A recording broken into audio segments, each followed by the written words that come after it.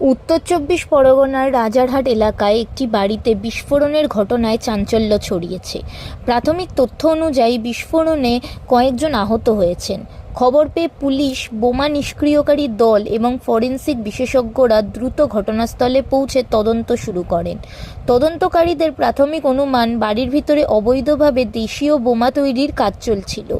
সেই সময় বিস্ফোরণ ঘটে। ঘটনায় জড়িত সন্দেহে দুজনকে আটক করে জিজ্ঞাসাবাদ করা হয়। তবে বিস্ফোরণের সঠিক কারণ জানতে বিস্তারিত ফরেনসিক রিপোর্টের অপেক্ষায় রয়েছে পুলিশ।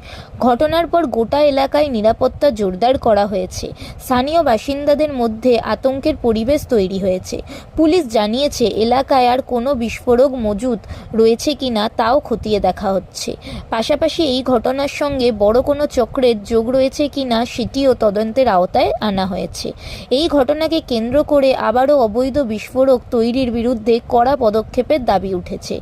তদন্ত শেষ না হওয়া পর্যন্ত প্রশাসন কাউকে গুজবে কান না দেওয়ার আবেদন জানিয়েছেন।